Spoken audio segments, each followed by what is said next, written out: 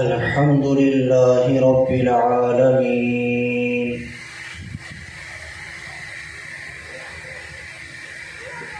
वस्सलातु वस्सलामु अला सय्यिदिल अंबियाइ वल मुरसलीन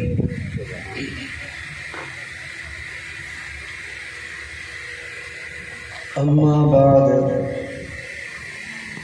फ़अऊज़ु बिल्लाहि मिनश शैतानिर रजीम बिस्मिल्लाहिर रहमानिर रहीम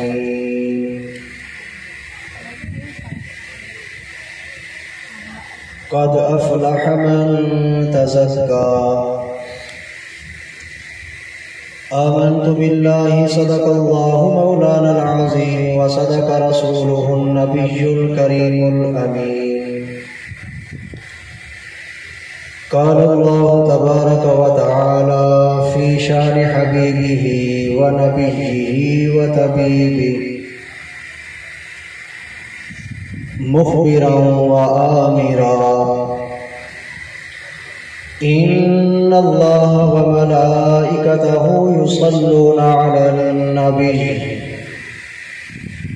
या अय्युहल्लज़ीना आमनू सल्लू अलैहि व सल्लिमू तस्लीमा अल्लाहुम्मा सल्लि अला सय्यिदिना व मौलाना मुहम्मदिन व अला आलि सय्यिदिना व मौलाना मुहम्मदिन व बारिक व सल्लिम अस्सलातु वस्सलामु अलैका या सय्यिदी या रसूलल्लाह अस्सलातु वस्सलामु अलैका या सय्यिदी या हबीबल्लाह अस्सलातु वस्सलामु अलैका या सय्यिदी या रहमतल लिल आलमीन व अला आलिका व अस्हाबिका या सय्यिदी या खातमन नबिय्यीन मौलाया सल्लि व सल्लिम दाइमन अबदा अला हबीबिका खैरिल खल्क़ि कुल्लिहिम हुवल हबीबुल्लज़ी तुरजा शफ़ाअतुहु लिकुल्लि हौलिन मिनल अहवालि मुक़्तहिमी रब्बि शरह ली सदरी व यस्सिर ली अमरी वहलुल उक़दतम मिन लिसानी यफ़क़हू क़ौली रब्बि शरह ली सदरी व यस्सिर ली अमरी वहलुल उक़दतम मिन लिसानी यफ़क़हू क़ौली।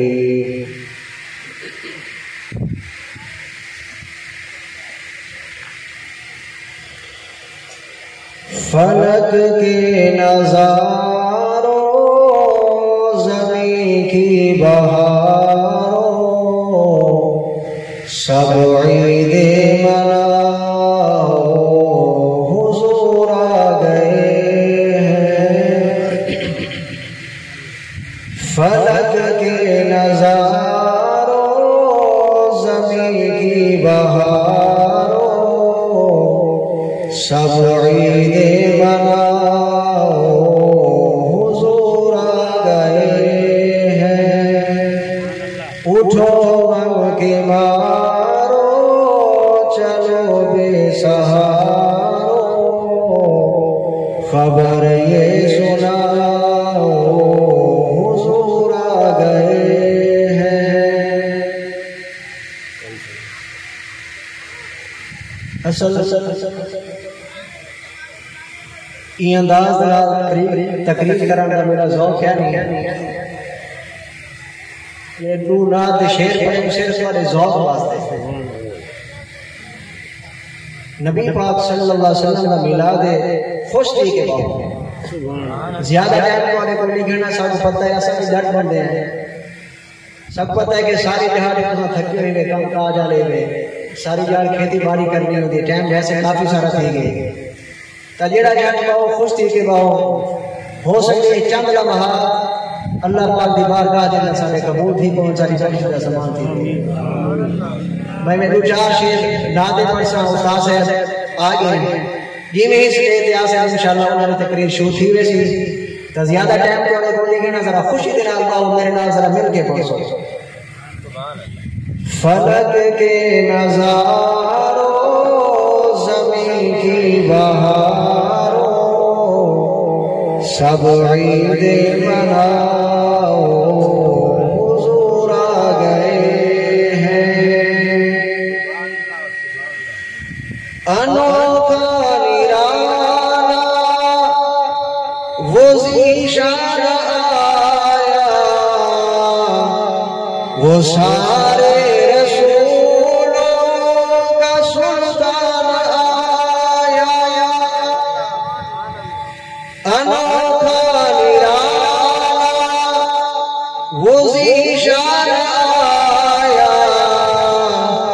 वो सारे रसूलों का सुल्तान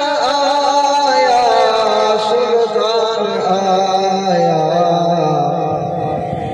अरे गुलाम अरे बादशाह निगाहें झुकाओ हुजूर आ गए हैं। फलक के नजारों बहारों सब ईद मनाओ हुजूर आ गए हैं।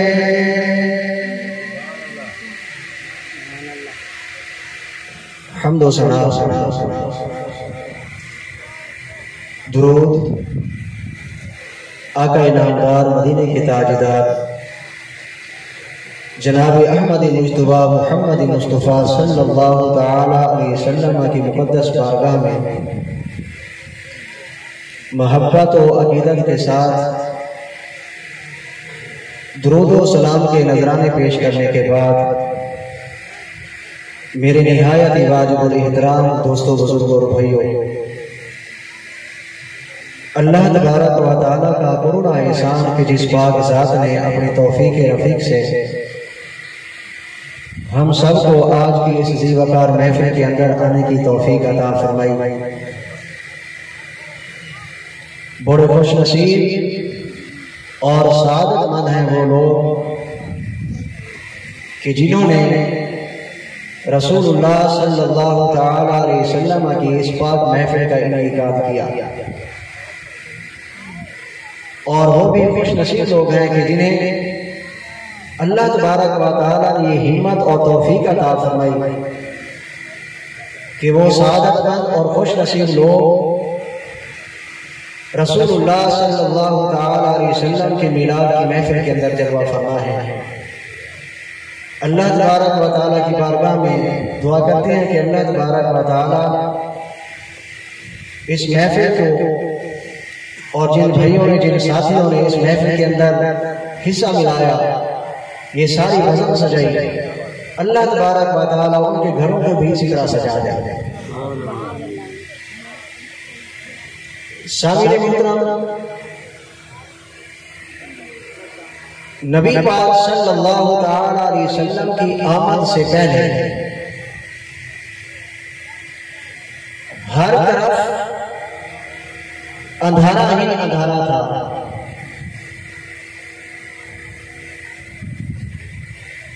जब रसूल करीम सल्लल्लाहु तआला अलैहि वसल्लम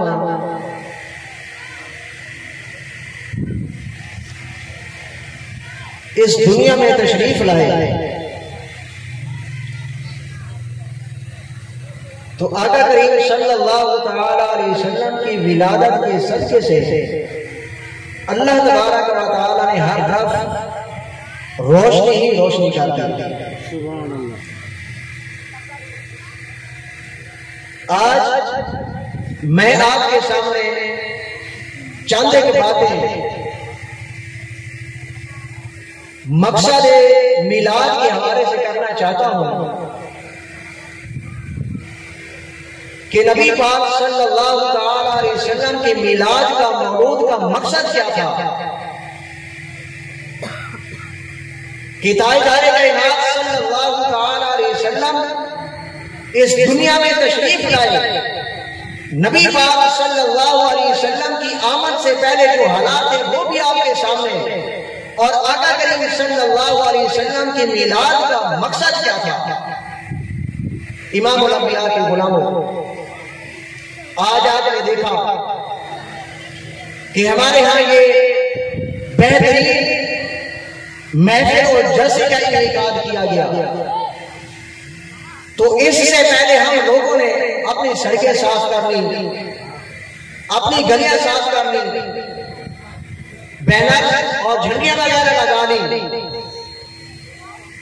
लेकिन याद रखो, इमामुल अंबिया मदीने से ये आवाज दे रहे हैं, ओ मेरे उम्मती, तेरी उम्र 50 साल हो गई, तेरी उम्र 60 साल हो गई, लेकिन तू वो दिल साफ ना कर सका जिसके अंदर मैंने आकर ठहरना था। तेरी उम्र इतने साल गुजर गई, लेकिन तू अपने कान पाक ना कर सका, वो आंखें पाक ना कर सका जिन्हें मैंने अपना जलवा दिखाना था।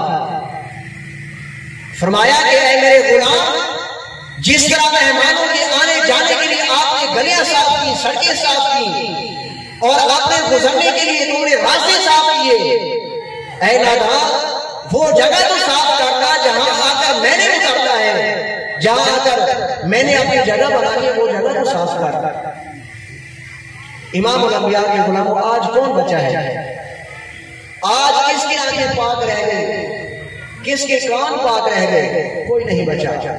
रब ताला फरमाता है अफ़लह मन तज़क्का, कि फलाह हो पाएगा, जन्नत उसे नसीब होगी, और मुहम्मद अरबी सल्लल्लाहु तआला अलैहि वसल्लम के कदमों तक रसाई उसे नसीब होगी जिसने अपने आप को पाक कर लिया। आज ना तो हमारी आंखें पाक रह गई, ना हमारे कान पाक रह गए, ना हमारा दिल पाक रह गया, और ना ही हमारी जुबान पाक रह गई। जहां जाओ फिल्में ही फिल्में, ड्रामे ही ड्रामे। सोचिए कि कमली वाले आका सल्लल्लाहु अलैहि वसल्लम के दिल पर क्या बीत रही होगी कि इधर हम नारा लगाते हैं कि गुलामी मुस्तफा में जान भी कबूल है, और हमारा हाथ आपके सामने है। सीरत की किताबों के अंदर आता है, एक जंग के अंदर मुसलमानों को फतह हुआ, मुसलमानों ने इलाका फतह कर लिया। उस जंग के अंदर कुफ्फार की कुछ औरतें थी, वो भी कैद हो गए, और कुछ मर्द थे, वो भी कैद हो गए, और कुफ्फार की औरतों में हातिम तई की बेटी भी मौजूद थी। इमाम अंबिया के गुलामों जरा गौर से सुना, सहाबाए किराम फरमाते हैं कि जब हातिम तई की बेटी को गिरफ्तार करके सहाबाए किराम ला रहे थे, नबी पाक सल्लल्लाहु तआला अलैहि वसल्लम की जब निगाह पड़ी, सहाबाए किराम फरमाते हैं कि जब हातिम तई की बेटी आ रही थी, उसके साथ दुपट्टा नीचे गिर गया। रसूलुल्लाह सल्लल्लाहु तआला अलैहि वसल्लम की जब निगाह पड़ी, उलमा फरमाते हैं कि नबी पाक सल्लल्लाहु तआला अलैहि वसल्लम गरम रेत पर दौड़ते हुए नबी पाक सल्लल्लाहु तआला अलैहि वसल्लम तशरीफ लाए, और आका करीम सल्लल्लाहु अलैहि वसल्लम ने अपनी कमली वाली चादर उतारी, उस काफिर की बेटी को इनायत फरमा दी। अरे वो चादर जिसकी औरत की कस्में भी फरिश्ते उठाते हैं, और जिस चादर की कस्में अल्लाह तबारक व तआला ने खुद कुरान करीम के अंदर बयान फरमाई, वो कमली वाली चादर रसूल कायनात सल्लल्लाहु तआला अलैहि वसल्लम ने काफिर की बेटी को इनायत फरमाई। हदीस मुबारक के अंदर आता है कि जब हातिम तई की बेटी ने नबी पाक सल्लल्लाहु तआला अलैहि वसल्लम की ये चादर देखी, घोड़ों पड़ी, अर्ज करती है कि मोहम्मद अरबी, ये बात, ये माजरा मेरी समझ से मावरा है कि मैं आपके दुश्मन की बेटी हूं, और मुझे रब की इज्जत और जलाल की कसम कि आज तक इतनी शफकत के साथ चादर मेरे बाप ने मेरे सर पर नहीं रखी, और आप मेरे बाप के दुश्मन, हमारे दुश्मन, और इतनी मोहब्बत के साथ ये चादर आपने मेरे सर पर रखी। और करीम आका सल्लल्लाहु अलैहि वसल्लम ने फरमाया कि बेटी अपना जिस्म भी ढांप ले और अपना सर भी ढांप ले। जब नबी पाक सल्लल्लाहु अलैहि वसल्लम ने अपनी चादर में फरमाई तो हातिम तई की बेटी ने ये जवाब दिया। तो सुनिए मेरे करीम आका सल्लल्लाहु अलैहि वसल्लम ने क्या फरमाया। आका अलैहिस्सलाम ने फरमाया कि बेटी अभी तक तू नबी का दीन नहीं जानती। मेरी तरबियत तो ये है कि बेटी बेटी होती चाहे वो काफिर की बेटी ही क्यों ना हो। बेटी बेटी होती है चाहे वो काफिर की बेटी ही क्यों ना हो। इमाम उल अंबिया के गुलाम जरा सोचिए कि वो करीम आका सल्लल्लाहु अलैहि वसल्लम कि जिसने एक काफिर की बेटी का नंगा सर देखा और कड़क उठे, अपनी कमली वाली चादर उतार कर नबी पाक सल्लल्लाहु अलैहि वसल्लम ने उस बेटी को अता फरमा दी। आज हमारे मुआशरे के अंदर हमारी बेटियों का क्या हाल है। आज साथियों का क्या, हमारी बेटियों के जिस्म भी आधे नंगे हो गए। किसी ने क्या खूब कहा था कि आज अगर कोई जाकर मदीने के अंदर उन्हें जाकर ये खबर दे कि या रसूलुल्लाह सल्लल्लाहु अलैहि वसल्लम आपकी उम्मत का ये हाल है, आप खुद ही बताइए कि नबी पाक सल्लल्लाहु अलैहि वसल्लम के दिल पर क्या बीत रही होगी। इमाम उल अंबिया के गुलामों एक किताब है जिसका नाम है दलाइल उल खैरात शरीफ। बहुत सारे बुजुर्ग जानते होंगे। ये किताब शुरू से लेकर आखिर तक सारी दुरूद पाक से भरी हुई है। यानी इसकी इब्तिदा भी दुरूद पाक से होती है और इंतहा भी दुरूद पाक होती है। और बड़े बड़े उलमाए किराम, बड़े बड़े औलियाए इज़ाम इस किताब को पढ़कर अल्लाह तबारक व तआला का कुर्ब हासिल करते हैं। इस किताब को लिखने वाले शेख मोहम्मद बिन सुलेमान अल जज़ूरी रहमतुल्लाह अलैह, इनसे किसी ने पूछ लिया कि हजरत आपने इतनी बड़ी किताब सारी की सारी दुरूद पाक के हवाले से लिख दी, आपको ये ख्याल कैसे आया कि इतनी बड़ी किताब दुरूद पाक के हवाले से लिख दी। तो हजरत शेख सुलेमान जज़ूरी रहमतुल्लाह अलैह आप रो पड़े। आप कहते हैं कि लोगों मेरे साथ एक वाक़या पेश आया था, उस वाक़ये की वजह से मैंने ये इतनी बड़ी किताब लिख दी। आपने वो वाक़या बयान फरमाया। आप फरमाते हैं कि मैं मिस्र के किसी इलाके के अंदर, किसी गांव के अंदर गया। मैंने ज़ोहर यासीन की नमाज पढ़नी थी और पानी की तलाश में निकला। काफी देर तक पानी तलाश करता रहा लेकिन पानी नहीं मिला। आप फरमाते कि चलते चलते आखिरकार एक जगह पर पहुंचा कि जहां पर एक कुआं था और कुएं के साथ ही एक गरीब का कच्चा सा घर था। हज़रत शेख मोहम्मद बिन सुलेमान अल जज़ूरी रहमतुल्लाह अलैह फरमाते हैं कि जब मैं कुएं के करीब पहुंचा तो मैंने देखा कि उस कमरे की छत पर एक छोटी सी बच्ची जिसकी उम्र तकरीबन 7 या 8 साल की थी, वो बच्ची कमरे की छत पर बैठकर खेल रही थी। आप फरमाते हैं कि जब मैं करीब पहुंचा तो मैं परेशान खड़ा था।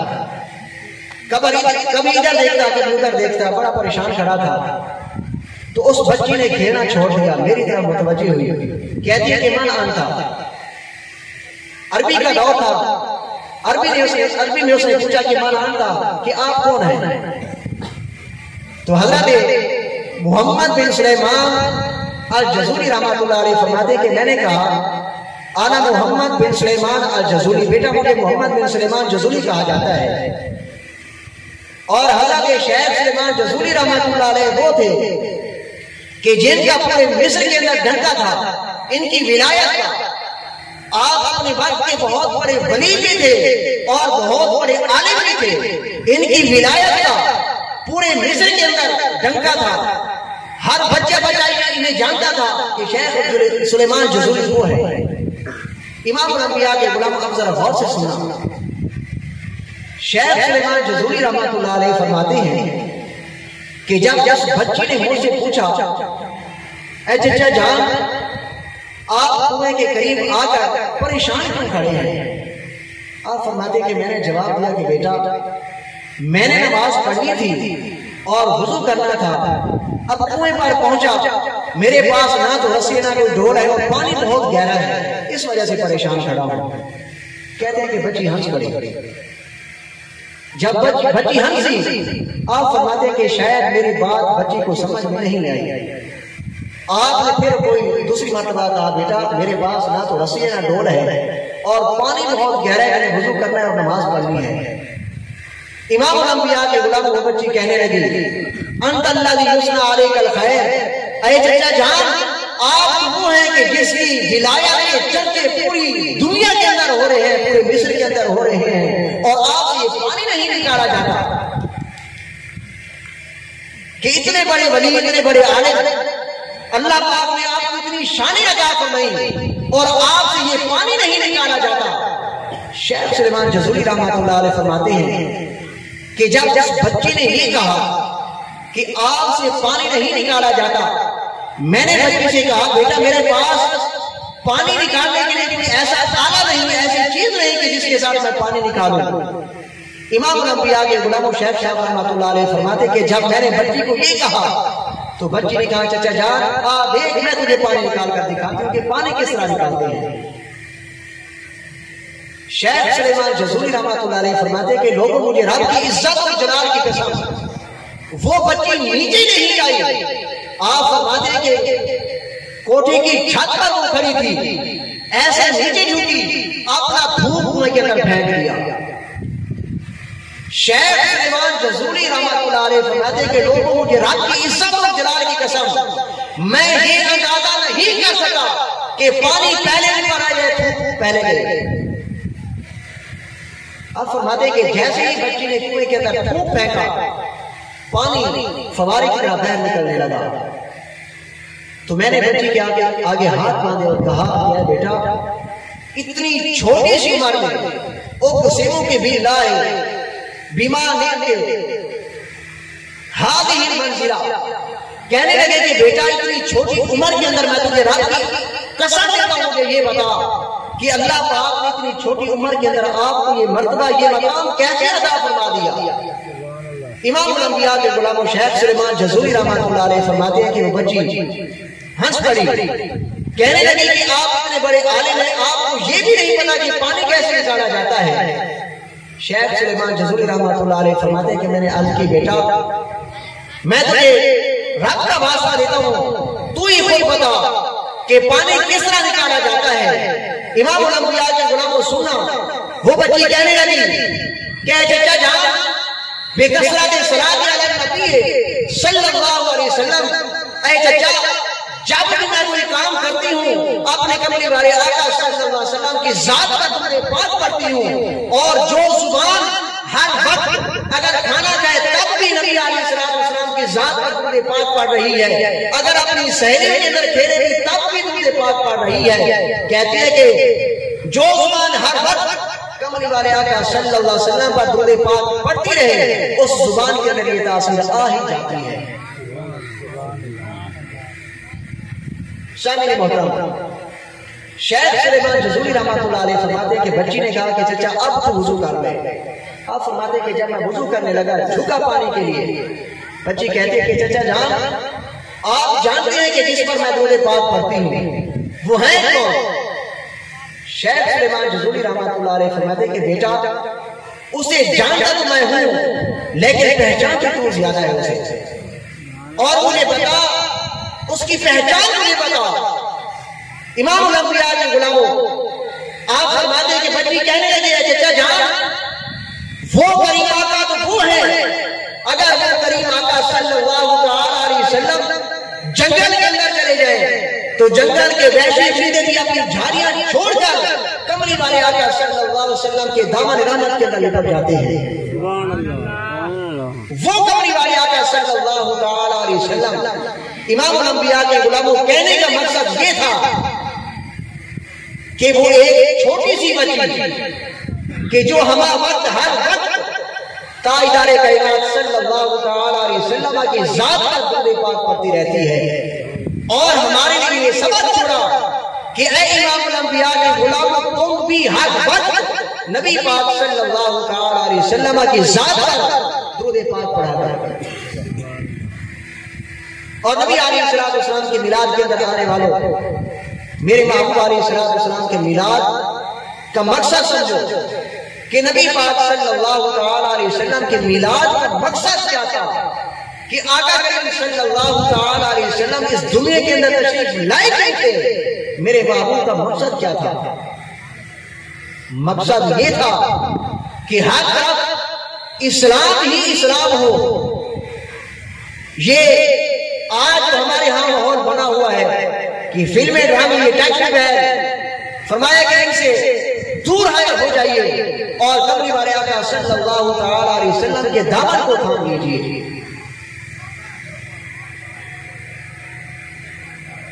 हैदराबाद दक्कन ये इंडिया का एक शहर है। यहां पर एक बहुत बड़ा जलसा हुआ।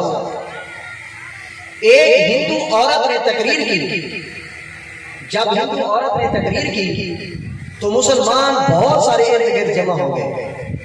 और हम मुसलमानों की आदत है कि जहां पर औरतें हों वैसे जमन बहुत ज्यादा हो जाते हैं। तो हिंदुओं का सटे था तो इर्द गिर्द सारे मुसलमान जमा हो गए। तो उस हिंदू औरत ने एक सवाल किया था, क्या मुसलमानों, मैं तुमसे एक सवाल करना चाहती हूं, इसका जवाब मुझे जरूर देना। उस औरत का सवाल क्या था? वो हिंदू औरत कहने लगी कि ऐ मुसलमानों, 14 सदियां गुजर गई।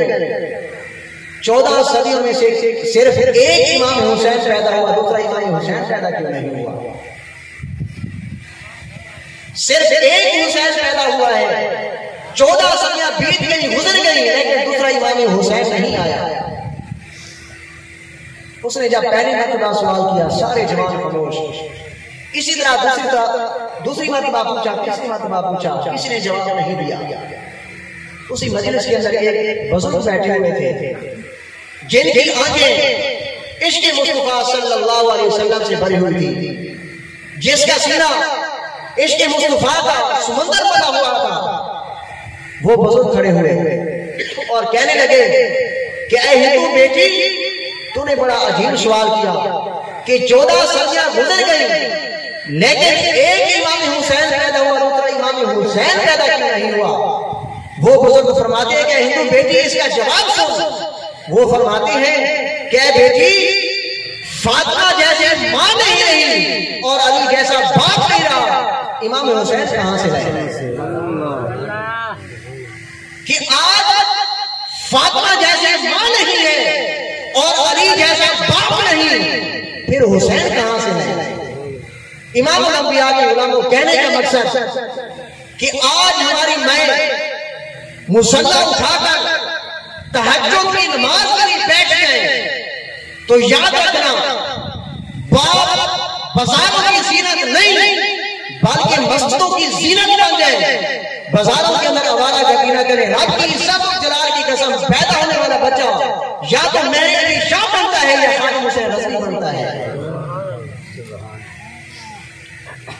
अगर हमारी मां बहनें बेटियां आज भी अपने मुसल्लों को उठाकर अपनी दहलीज के अंदर, अपने घर के अंदर 5 वक्त की नमाज शुरू करते हैं और हमारे बुजुर्ग, हमारे भाई, हमारे दोस्त, ये सारे हमारे अजीज मस्जिदों की जीनत बन जाए, रब की इज्जत और जलाल की कसम, फिर बेटे इसको डांसर नहीं बनेंगे, रब रसूल के बागी नहीं बनेंगे, बल्कि शरीयत मुस्तफा के पाबंद बनेंगे। नबी पाक सल्लल्लाहु अलैहि वसल्लम की मिलाद का मकसद ये था कि आका करीम सल्लल्लाहु अलैहि वसल्लम इस दुनिया के अंदर क्यों तशरीफ लाए? वजह ये थी कि हर तरफ इस्लाम ही इस्लाम फैल जाए। आज बड़े अफसोस के साथ कहा जाता है कि आज हमने इन टच मोबाइलों को कितना टाइम दिया और इसके अंदर ऐसा डेटा हमने रख लिया कि जो नक्शा दिल के अंदर मदीने वाले का आना था वो इस मोबाइल ने हमारे दिलों से वो खत्म कर दिया। आज भी इस मिलाद के अंदर आने वाले ये पैगाम सुन लो।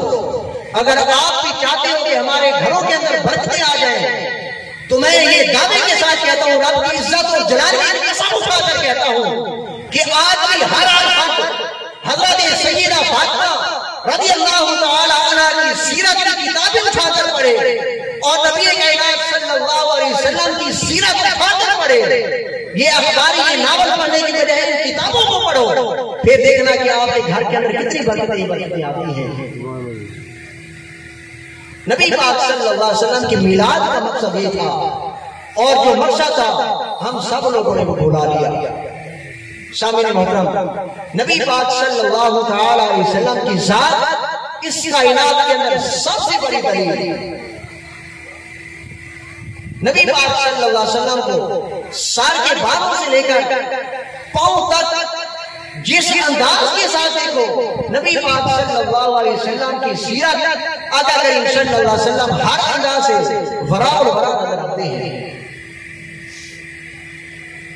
अल्लामा साहब फरमा रहे थे कि हज़रत हसन बिन साबित रज़ियल्लाहु ताला अन्हु ने ये कहा था, हदीस मुबारक के अंदर आता है कि एक मरतबा नबी पाक सल्लल्लाहु अलैहि वसल्लम जलवा फरमा थे, आप महफिल की सदारत फरमा रहे थे। उस महफिल के अंदर जनाब हज़रत अबू बकर सिद्दीक रज़ियल्लाहु ताला अन्हु, हज़रत उमर फारूक, हज़रत उस्मान गनी, हज़रत सय्यदना अली मुर्तज़ा, अशरा मुबशरा, बहुत सारे सहाबा किराम जलवा फरमा थे। नबी पाक सल्लल्लाहु अलैहि वसल्लम ने फरमाया कि ऐ सहाबा, हज़रत हसन बिन साबित रज़ियल्लाहु ताला अन्हु के लिए मिंबर सजाया जाए। सहाबा किराम हज़रत हसन बिन साबित रज़ियल्लाहु ताला अन्हु के लिए मिंबर सजाया। हज़रत हसन बिन साबित रज़ियल्लाहु ताला अन्हु ने मिंबर पर बैठकर नबी पाक सल्लल्लाहु अलैहि वसल्लम की सनाखानी की। हज़रत हसन रज़ियल्लाहु ताला अन्हु कहते हैं कि खुलिक़ना मुबर्रअ मिन कुल्लि ऐब, कि या रसूलल्लाह सल्लल्लाहु अलैहि वसल्लम, अल्लाह तबारक व तआला ने आपको हर ऐब से पाक फरमा दिया। नबी पाक सल्लल्लाहु अलैहि वसल्लम हर किस्म के नकाइस, हर किस्म के ऐब से पाक हैं। शामिल मोहतरम, आपके अंदर और मेरे अंदर ऐब हो सकते हैं, लेकिन रब की इज्जत और जलाल की कसम, मेरे करीम आका सल्लल्लाहु ताला अलैहि वसल्लम वो पाक जात है, वो हस्ती है जिसके अंदर कोई ऐब ही नहीं। आपके पसीने के अंदर, मेरे पसीने के अंदर, आपके थूक के अंदर, मेरे थूक के अंदर, आपके खून के अंदर, मेरे खून के अंदर ऐब हो सकता है, लेकिन नबी पाक सल्लल्लाहु अलैहि वसल्लम के ना पसीने के अंदर ऐब, ना थूक के अंदर ऐब, ना खून के अंदर ऐब। नबी पाक सल्लल्लाहु अलैहि वसल्लम हर लिहाज से बड़ा और बड़ा ज़ात है।